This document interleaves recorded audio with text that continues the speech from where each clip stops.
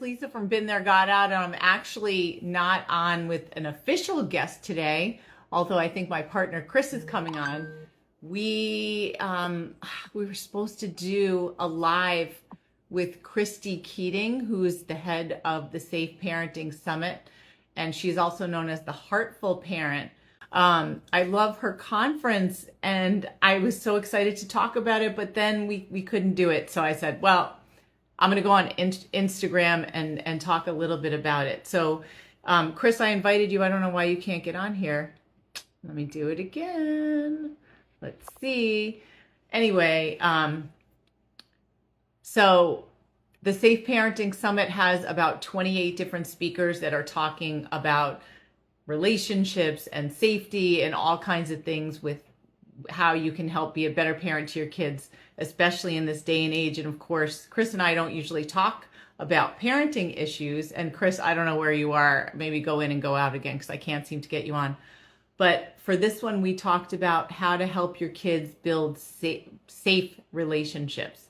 And if any of you have been following us for a while, we did a workshop like a couple of years ago called the Top 7 Dangers of Staying in a Toxic Relationship. And one of the most important ones and one of the most heartbreaking is how your kids are affected when you stay in these relationships.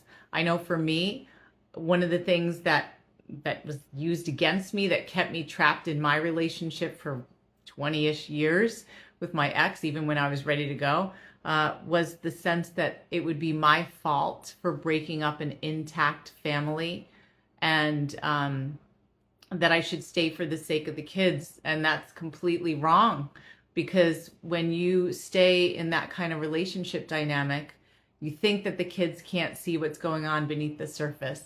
And you think that somehow you're protecting them, and maybe you are in some ways, but they start seeing that dynamic and they feel like it's familiar. And we all gravitate towards what's familiar. So if you're in an unhealthy relationship, kids are going to think that that's normal and that's what they want to go for. And so we see in our, with a lot of our clients, that they repeat the cycle with toxic relationships. And there's so much intergenerational trauma because we stay in these toxic relationships thinking, oh, there she is. You know what? Let me get Christy on here. Okay, since I can't get Chris on, maybe Christy can get on. Okay, Christy, I just invited you. It's not working, but we'll see. Anyway, so a long time ago when I was actually, I think, pregnant with my second child. I only have two. And I don't know why neither Chris and Christy, I can't get you on. I don't know why. Let me invite both of you. Nothing's happening. I don't know what's going on with technology today. Let's do it again. No, it's just frozen. I don't know. I'm going to be up here by myself, I think. Let's see. Go live. Let's see if this works. Sorry, everyone. Today is such a... Okay. I see something. Yeah, my thing is turned around. I don't know why it's doing that. I'll just tell me if am I holding it good? Because it's yeah. And I'm still trying to invite Christy on here. But I can't see the screen. I can't figure out how to turn my camera around while we're live. You're fine. Okay. You're fine, Chris. So I won't move. Don't move. Just hold it. Brick wall. Christy, yep. I wish we could get you on here. Maybe if I keep pressing invite, but like I said, technology's not working for us today. Anyway, so Chris, I told you that we were going to pop on because I felt so bad that we couldn't get on to do the live on Facebook with Christy Keating, who's the host of the 2024 Safe Parenting Summit. And I was one of the speakers on there, and I was saying how our thing was about helping parents learn how to teach their kids about healthy relationships. You and I did a whole thing on the top 7 dangers of staying in a toxic relationship years ago. Remember that? Oh, sure. That was that was before we focused on legal abuse.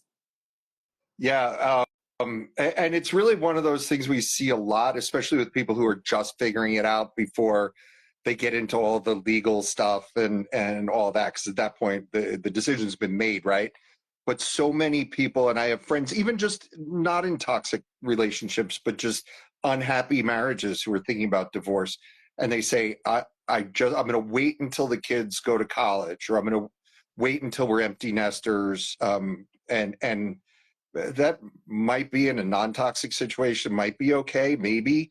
But in our case, when the relationship is an abusive one, you're doing so much harm by staying, and it's hard to get out, but it's really best for the kids if you do. Yeah, and so we have a comment from one of our friends, Boss Lady Tio. Hey, Angie. She says it becomes a higher risk factor when you discover who they really are, and you have to safeguard yourself and your children from becoming a bigger casualty in their chaos. Yep, yep. And Yeah. it's awful. And you're right, there were 7 things on the list. I don't know if I'll remember all 7 off the top of my head, impromptu here, but the one that I come back to so often, and because it's so applicable in our own case, is when you do stay in an abusive relationship, quote unquote, for the kids, what you're showing your children is that this is normal, this is okay, this is the kind of relationship that you should stay in. And as painful as divorce is for kids, that it's so much worse to model an unhealthy relationship for them, because that's what they'll most likely seek themselves when they're adults. Yeah, and as teenagers before they're adults. Yeah, yeah. Yeah. So, I was going to talk about this book that impacted me, which has got a scary name. It's called Conversations with a Pedophile. And the author is Dr. Amy Hamel-Zabin. She's actually local, and I bumped into her years ago. I started saying when I was pregnant with my daughter, and she gave me her book. I had a book out at the time that has nothing to do with what we do now. It has to do with backpacking around Europe as a rite of passage. But we exchanged books, and I remember reading her book and thinking, because by the way, the subtitle is called In the Interest of Our Children. And what I really learned from the book was how to protect kids from abuse in particular. And the essence of, so Amy she's a therapist. She interviewed a pedophile who's in jail who had abused loads of young boys. And she did this because, Boss Lee is saying she can't hear me. I don't know why. I don't know if I can hear you. Okay. Yeah. Mm-hmm. Okay. Anyway, she interviewed this man because she wanted to figure out how he was able to manipulate so many kids to take advantage of them. And so what can we learn from this like horrible situation? We can learn as parents how these people, the strategies they use on our children, and how we might be able to intercept that. So one of the things I learned from that book, and that I've tried to work on with my own kids, is to develop a relationship without secrecy, because people like that person use secrets to ensnare and entice kids to do what they want. And then they make kids feel like they're part of the problem. And so for me as a parent, one thing I really have tried to do was, I mean, even though it's been, it's really hard being a parent, and there's always fights and struggles and conflict along the way. But for my kids to know that there's an open channel of communication, and if they feel like something is off, that they can tell me about it. And if not me, I've tried to introduce them to other adults, that if they don't feel comfortable talking to me, that they can hopefully talk to someone else, whether it's teachers or close friends of ours. So I found this book really, really useful. But one of the things that Christy and I talked about during our conversation as part of the summit was how you also can start developing those healthier relationships with your kids, which will eventually, hopefully, protect them from abuse, especially from outsiders. Yeah, and it may not, when you lay that groundwork, it might not yield immediate results, right? Never. I mean, It never. well, I mean, in terms of your kids opening up, if you just show them the door is open, the door is open, the door is open, just because they don't walk through it the first day, or maybe years later, they finally come to you with an issue. It's kind of like with alienation stuff. you have to always remind them that you're there, you're the rock, you're consistent. Yeah. Yeah. Consistency is huge.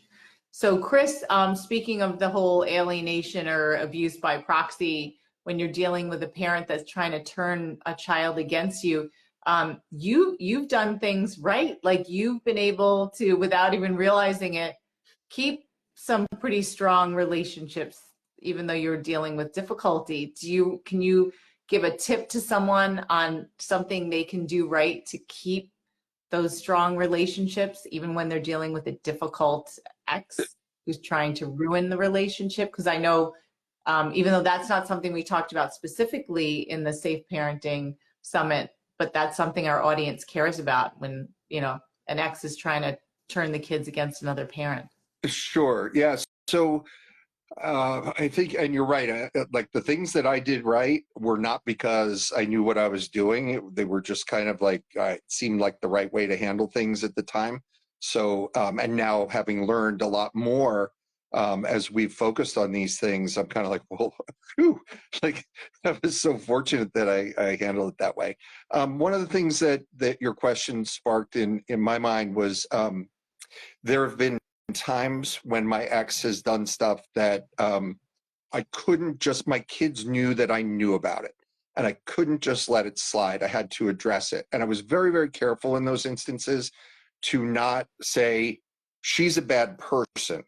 It was always very clear that, like, I'm not making any comment about what kind of person she is. I'm just saying that action, that specific action contained just to that, is not something that's consistent with what I feel our values are, right? So it's very, very much like focusing on the action, not the person.